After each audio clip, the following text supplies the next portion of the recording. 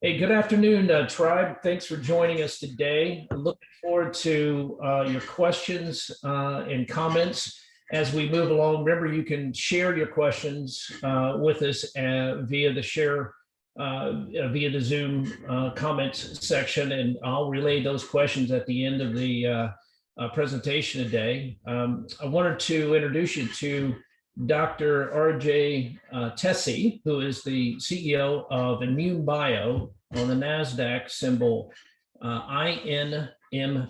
That's Nancy Boy, INMB.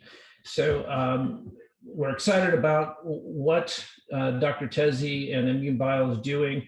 I've been following the company a couple of years ago. Some of you guys at the Tribe got to meet the CFO, who's not on today, David, and out in Arizona when we had a couple events out there, and many were excited and invested, and the stock was in the $3 to $4 range then, and I think it touched 30 sometime in since then. And so a lot of folks have good feelings about INmune Bio, and now it's back in sort of that $10, $11 range. And companies been able to gas up the balance sheet over the last couple of years, and again financed the $20 here in January, put another 28 plus million in there, and they're poised with some milestones ahead of you that Dr. Tesi will share with us today. So again, thanks for joining the Tribe. We'll look to get the video of this event, which we'll try to get done around 30 minutes, up on the Tribe channel as soon as possible this week. And so if you missed anything, you'll be able to view it there and share it with other folks that weren't able to log in here today. But without further ado, please meet Dr. RJ Tesi. And please tell us a little bit about yourself today, if you would, to start with that, and then we'll bring up our preso. Yeah, thanks, John, and everybody. I thank you for joining us for a half hour or so.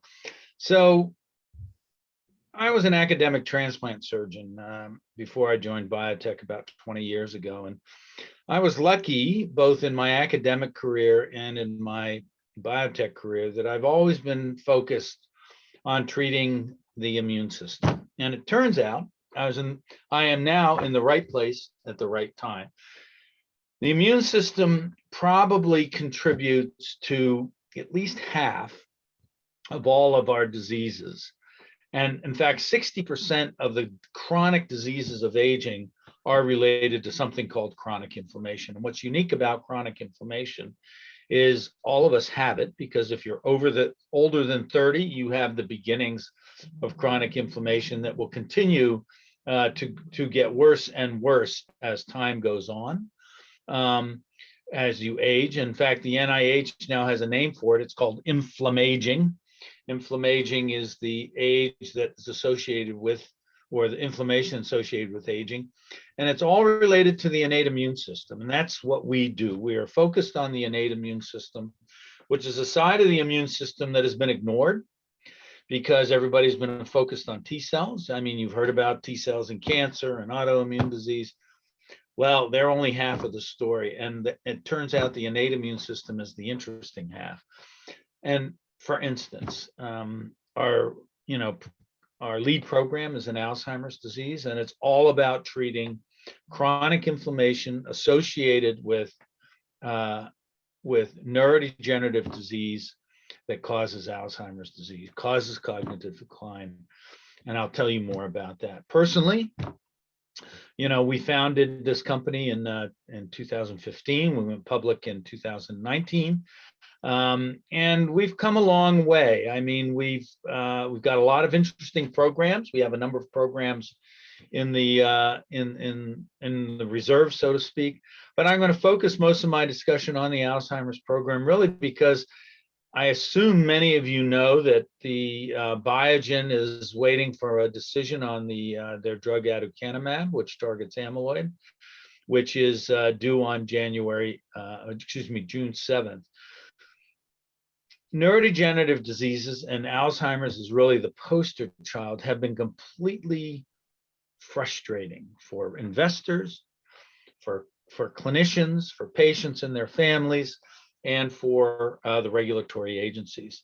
I personally believe, and this is a personal opinion, that the golden era of Alzheimer's disease research is about to begin. The day that aducanumab gets approved, and I believe it will be approved, personal opinion, will begin what I think is going to be a remarkable change in the success rate of research for Alzheimer's and all neurologic disease. And why is that?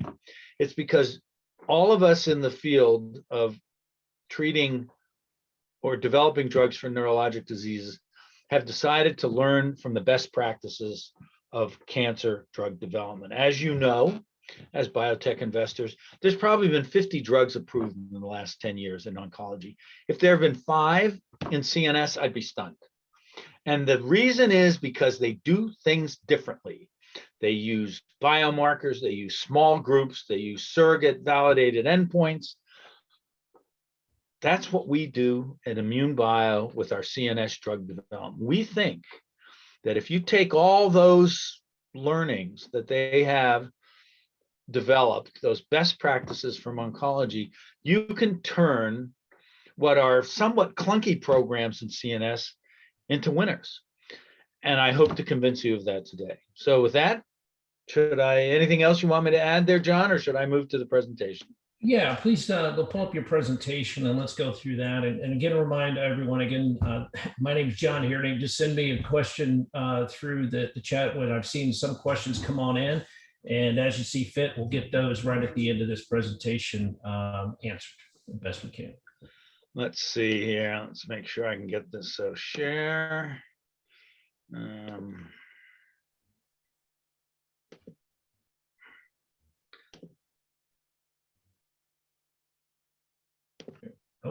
Okay, there you go. So can you see my title slide, John? Yes, looks great. Okay, so, this is really a subset from our corporate deck.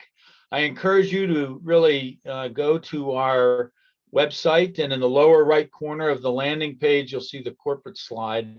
This is really, like I said, since we have a short time, we're only talking about really our Alzheimer's program. And as a public company, you need to be aware that these are forward-looking statements. Now, the overview is that we have a lot going on. All of it is focused on the dysfunction of the innate immune system.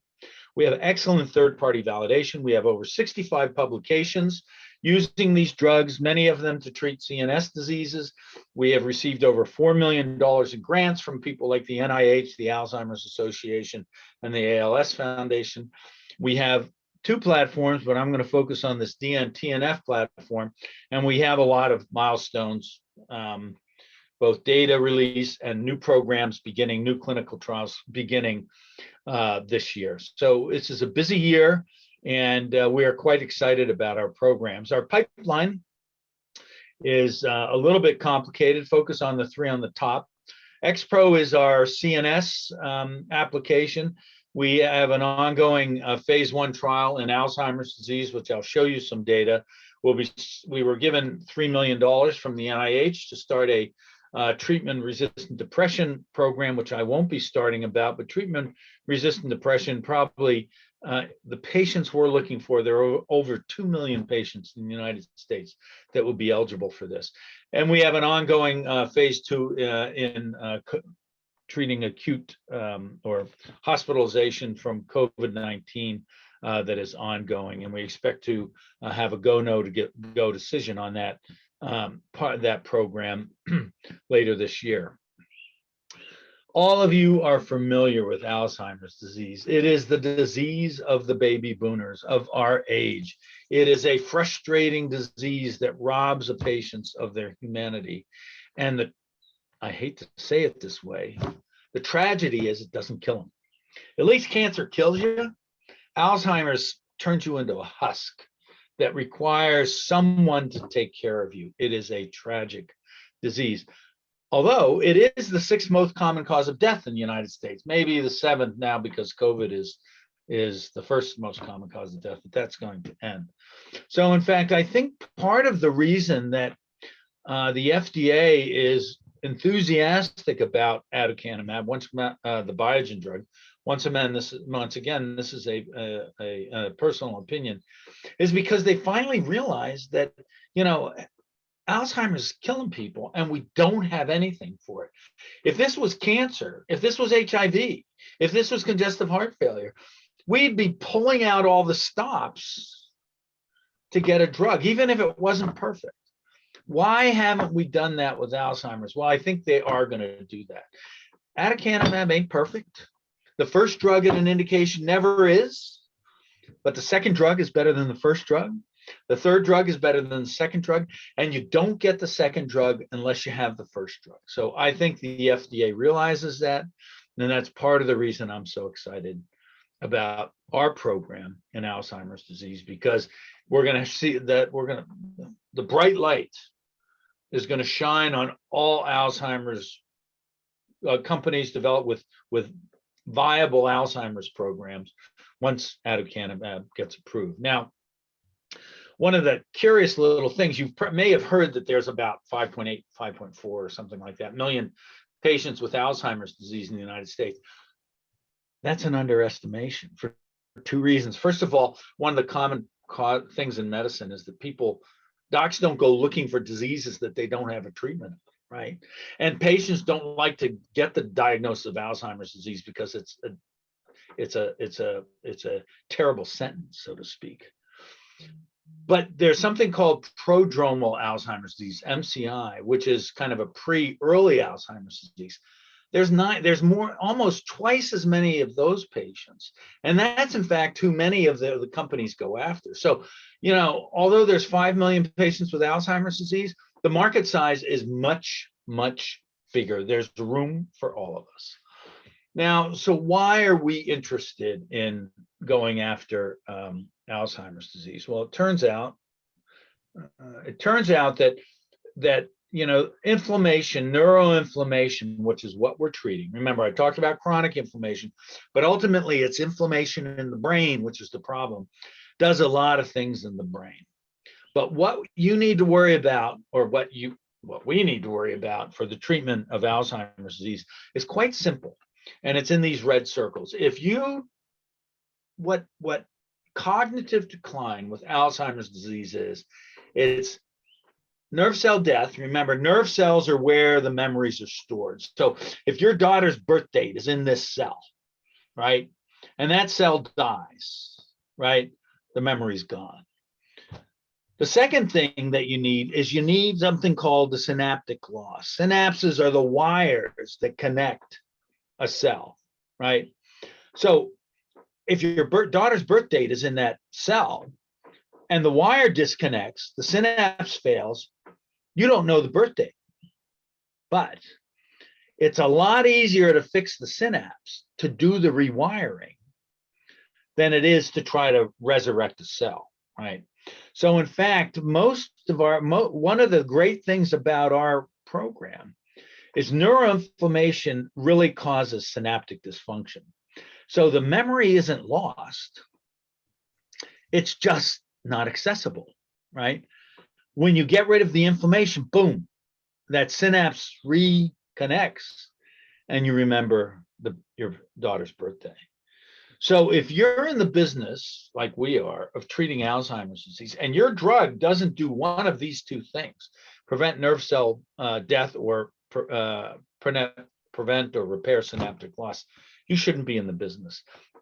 That's why we're in this business, because our drug does it perfectly. Now, how do we measure neuroinflammation? Well, it used to be hard. You used to have to stick a needle in your back, in your spine, do something called the lumbar puncture, take out some fluid and measure cytokines. Now, we still do that from a research point of view, but that's not something patients are lining up for, and that's not a practical thing. So working with a company called INMB, we have embraced wholeheartedly non-invasive measures of neuroinflammation and something called white matter-free water. So, the brain has two parts. There's gray matter and white matter. Most people know that. Most people think Alzheimer's is a gray matter disease because that's where those nerve cells are, right? That's where those memories are stored. The white matter is where the wires are. It turns out most of the pathology, particularly the pathology we can fix, is in the white matter part. But everybody's been looking in the gray matter for the last 20 years. It's kind of like the drunk, looking under the streetlight. And the policeman comes and looks and says, "What are you doing?" He says, "I'm looking for my car keys." And he says, "Why are you looking there?" He says, "Because that's where the light is." We've been looking in the gray matter for 20 years, i.e. amyloid therapies. And that's not where we should be looking. We should be looking in the white matter. So with white matter free water, we look for edema outside of the cells. Turns out you and I, assuming nobody has Alzheimer's on the call, don't have much. If you get this prodromal Alzheimer's, you get more. And if you get Alzheimer's disease, you get more. And the longer you have Alzheimer's, the more white matter you get, white matter free water you get. And the more severe your disease is, the more white matter. So we now have something that you can do with an MRI. For those of you that don't know what an MRI is, it's one of those machines you go and you put your head in and you sit there and you wait, and they basically take some very special x-rays of your head.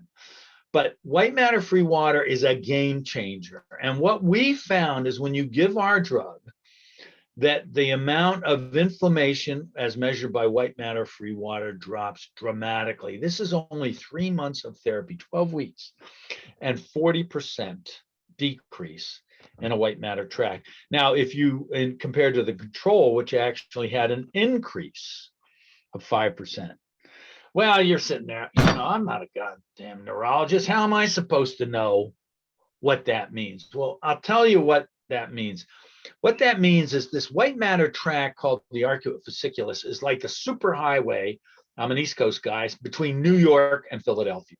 It's the New Jersey Turnpike, right? You get on the New Jersey Turnpike and you can be in Philadelphia in 90 minutes, right? Trucks, everything.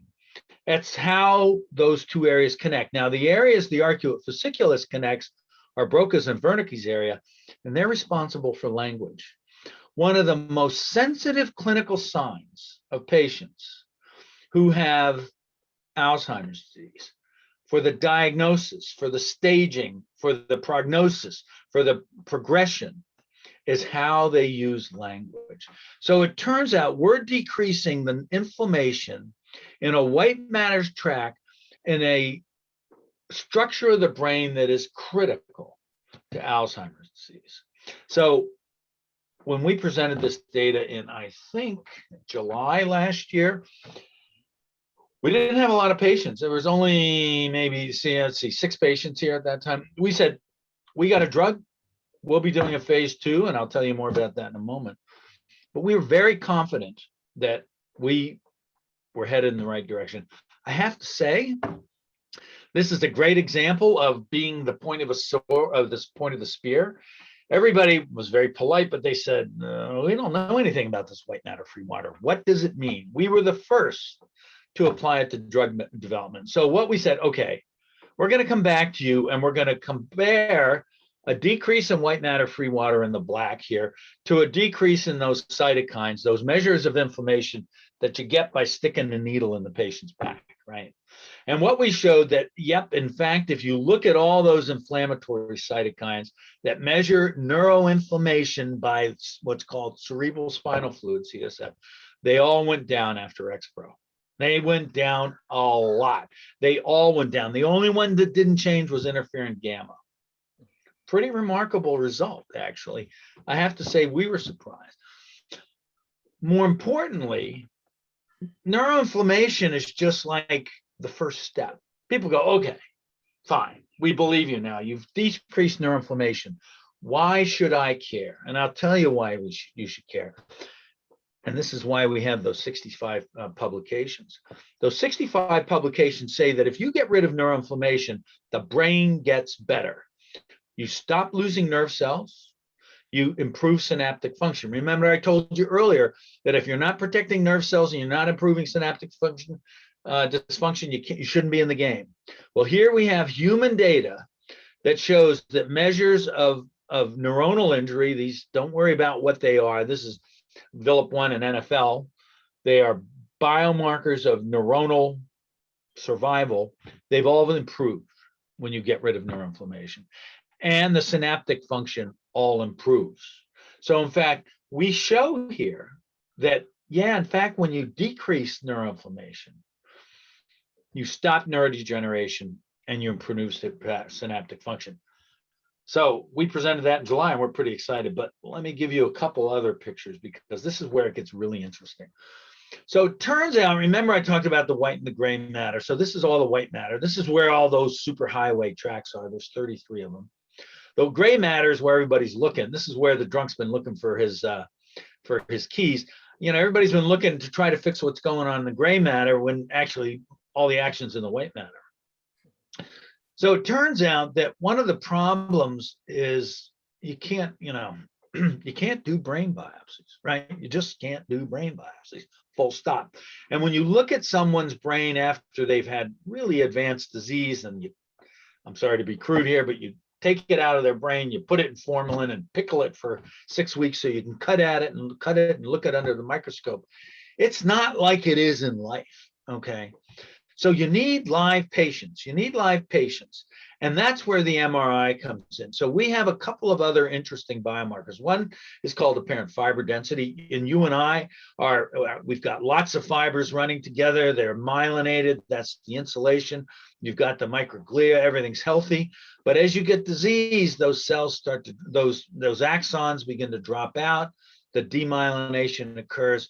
And, you know, the synapses fail, and it's just like, you know, the wires aren't connected, right? And in the gray matter, and you and I, we have all of those neurons it's what's called a healthy cortical stack. They're all in place. You can see they're all connected by synapses. But with Alzheimer's, you begin to get dropout. You get dead cells and you get disconnected cells. Well, we can measure those. So let's give you our best case. I'm going to present to you our best case, but we've now confirmed this in all the patients. But there was a patient with in the phase 1 study. He had to retire because of his Alzheimer's disease. He just couldn't work anymore. He was a school principal. And 6 months later, he was well enough to go back to work, and he remains at work. He's remained on the drug for more than a year. This is his brain. This is what happened to his gray matter. This is where he started. And the green is improvement of that cortical stack. And you can see over the course of 9 months, we don't have the 12-month picture yet. Over the course of 9 months, his brain gray matter started to repair itself. And most of that repair occurred in the temporal area, which is where much of the pathology for Alzheimer's disease occurs. And this improvement, they had never seen before because they never had a drug that did it, right? We are the first ones to actually show this. And this 6% change improvement doesn't sound like a lot, but remember, they were supposed to lose about 10% of their function over these 9 months. So that delta is really 15%. And the change continued. Now, the biggest amount of change was in the first 6 months. It looks like it's slowing down to 9. I don't know what's going to happen with 12. But the same thing's happening with the white matter. This is the apparent fiber density. Once again, this is what baseline, anything in green means these new fibers are forming, are becoming remyelinated. They're healthy, they're working. And as you can see, you see improvement to 6 months, quite rapid, and then it begins to slow down. Once again, a 13% improvement versus more than a 10% decline, which is expected. I graduated medical school in 1982. When I graduated medical school, we were taught that after your adolescent years, your brain couldn't fix itself. You were what you were. This is a 68-year-old guy that is remodeling, repairing his brain when you get rid of inflammation. To me, I have to say, and this is a personal opinion, I am gobsmacked. I mean, I did not know this could happen. Nobody knew this could happen. This is what XPro can do. Now, you say, okay, that's pretty nifty. I mean, there's probably some seasoned, hardened, cynical biotech investors on the call. And they say, well, that's pretty nifty, but you know, the proof is in the pudding. Do they have changes in cognition? Well, I didn't go into all the details here, but you know, our clinical trial is not focused on cognition. The phase 1 isn't, because it's focused on neuroinflammation. The goal of the trial was to get rid of neuroinflammation. So we have all kinds of, we have mild patients, we have severe patients, but the one thing they all have in common is they had neuroinflammation, because we can assess that beforehand. But, we got tortured enough. We said, okay, we asked Judy Yeager. Dr. Yeager is one of the world's experts in looking at cognitive response in Alzheimer's trial. She is a very close consultant, has become really almost a member of our company. And we asked her to look at the first 9 patients and over 3 months and tell us what happened with their cognition. And it turns out what you'd expect. 3 months is kind of a short time in cognition trials. Most patients remain stable. Remember, they were supposed to get worse. 1 patient got worse and 3 patients got better. And in fact, as you can imagine, the guys whose picture I showed you is one of these guys. I mean, of course, I'm going to show you my poster child. But the fact is, think if this was a cancer drug. If you had a cancer drug and you said that we treated 9 patients and 8 had either stable disease or improvement, you'd be like way excited, right? Well, I can tell you we're way excited because we think this is pretty meaningful. We understand that, it's a phase 1 trial. We need to do the phase 2 trial.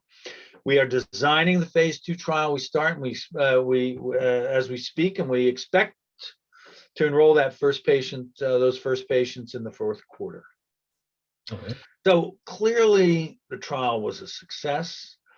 The hints of downstream efficacy or shall we benefits of decreasing neuroinflammation are real. And I have to say, unexpectedly robust. The changes occur very quickly and are sustained while the patient is on the drug. And in fact, we haven't seen anybody plateau yet, but remember, we've only studied them out to 9 months. We'll have 12-month data when we talk to you in August. And we're planning that phase 2 trial. So we're pretty excited. So, John, do I have time to show people how the drug works, or should I stop here and take questions? I know I've been talking a lot here. So yeah. Well, we do have a couple minutes here. I think we can. Why don't you just go ahead and show it? I'd like you to do that.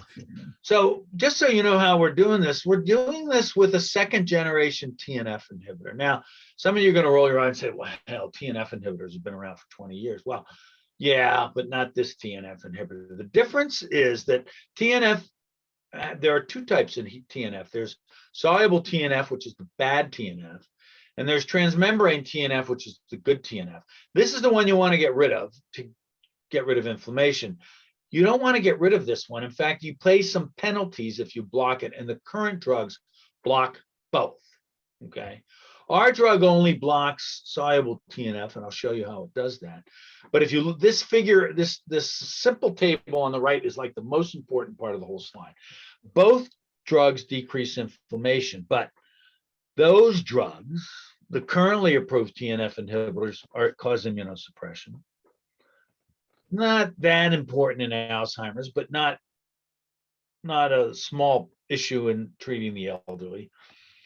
But those drugs cause neurologic problems. They cause demyelination. They cause nerve cell death. They don't promote neuroplasticity. This is a big, big deal. In fact, those drugs are contraindicated in patients with neurologic disease. And here we are, full speed ahead, going after one of the most frustrating neurologic diseases known to man, Alzheimer's. So how's it work? It's a little protein that uses the dominant negative technique. I won't go into this, but this was a designer protein. It's exactly like the protein you and I make, except for these 3 amino acid substitutions. And it's specific because soluble TNF, which is called a homotrimer with these gray bubbles, freely exchanges with the drug, which is the brown bubbles with the handlebars, to form these what's called heterotrimers, which don't bind the receptor. But transmembrane TNF is tied to the membrane with a stalk, so it can't be removed. Now, it's real, and I'll just go over this real quickly. Let's talk about demyelination. Myelin is the insulation on nerve cells. And if myelin goes away, the nerve cells short out. Think about an electric wire. You take away that insulation, and they short out. That's what happens with nerves. This is what normal myelin white matter tracts look like. If you poison them with cuprizone, you get these shark bites. If you add one of the current drugs that's on the market, it gets worse. Yep. It gets worse. Can you still see it, John? And there you go. Yeah, it gets worse. When you give our drug, it repairs the defect and actually promotes remyelination. That is very exciting. And just so you know, once again, this is a reflection of that white matter pathology. We fix what's going on. If there's one thing I want you to remember today, is to go home and say, Alzheimer's is not only a gray matter disease, it's a white matter disease. And in fact, you'll have more success treating pathology in the white matter than the gray matter. And that's what we do. So with that, I'll stop. Let me just go back to our milestones. Sure. So, you know, it's pretty unusual for a company to put a milestone of another company on their milestone list. But as I mentioned at the start, aducanumab's approval by the FDA, which I predict will happen, is going to completely revolutionize the field, because there'll be hope, there'll be excitement, there'll be money coming into the space. And so companies, we think, where people haven't been paying attention, they might start paying attention. In August, we'll have additional phase 1 data, and we'll give you the design of the phase 2 trial. We plan to initiate the phase 2 trial in the fourth quarter, and we got other stuff going on with acute COVID and treatment-resistant depression in the second half of the year. So I've gone on, I've cheated, I've taken more of your time than I'm supposed to, but I will stop and answer questions. Yeah. Well, thank you, Dr. Tesi, RJ. I'm really even more excited about what you're doing. It's always great to hear it. I haven't heard the full story in a while regarding Alzheimer's, so I really thank you for doing that. A couple of quick follow-ups from a couple of the tribe members. One is in regards to Alzheimer's, says, are there any side effects to prevent using your Alzheimer's drug prophylactically? Good question. So one of the things that's great about our TNF inhibitor, actually all TNF inhibitors are quite safe. And ours will be particularly safe in these patients with Alzheimer's disease. So, you know, no, although that's a market we covet, that is the prophylaxis market. It's hard to do these kind of prevention trials. I think you have to use very sophisticated and sensitive measures of cognitive change. Now we're getting there. That's, you know, that's why Dr. Judy Yeager's on our team. But I think that is the future. There is no disease in medicine that doesn't respond better when you treat it earlier. And Alzheimer's will be exactly the same thing. So although right now we're going to focus on mild, then we're going to focus on prodromal, at some point we'll be focusing even earlier, and we have some ideas about that, but that's a little bit farther in the future as our success, you know, as we grow on success and our resources become greater. Great, thank you. Another question is around Alzheimer's is, I believe they're referring to says PFE or Pfizer advanced their research on Enbrel for Alzheimer's. Do you know any? Can you add? Yeah, so yeah, that became a little bit of a Pfizer was unfortunately castigated for their decision not to advance Enbrel into the Alzheimer's market. But that's because they know what you don't know. And what I just told you is that Enbrel causes demyelination. Alzheimer's is a demyelinating disease. So you add 1 + 1 and you get 5. The patients would probably get worse. Pfizer made the right decision. Our drug has the advantage that it doesn't cause those problems, and in fact, it fixes the problem. So yeah, no, Pfizer did the right thing. Pfizer did the right thing. Thank you. In regards to your drugs, have you, another question is, do you license them or have you developed them internally? So yeah, I mean, you know, this is the common thing. I mean, we're going full speed ahead. have our heads down. We're focused on getting our clinical trials, because at the end of the day, there's three things that drive value of a biotech like ours. First is clinical data, positive clinical data. The second is a partnership. You know, if Pfizer comes in, or BMS or Amgen or some other company says, we want to work with you, that's going to drive value. But hey, they don't make that phone call unless you've got great data. The third thing that drives value is when you file a drug and it gets approved. But hey, the only way you can get a drug approved is you have to have good data. So the only thing that matters to us is to get good data. We spend 24/7 thinking about how we're going to drive our programs forward efficiently, intelligently, so we can generate data, because the data is going to, justify shareholders' trust in our company. Makes sense. On a structural standpoint, can you confirm how many employees you have and how those employees go about it day to day to manage, your programs? Yeah, so we're small. I think if we're up to 7, let's call it 8 employees. I would call us 8 employees. We're growing very slowly. Mm-hmm. And part of the reason is that's a complete understatement of really the kind of salaries we're paying. That is to say, the way most modern biotechs, small biotechs works is they have it's really a virtual model.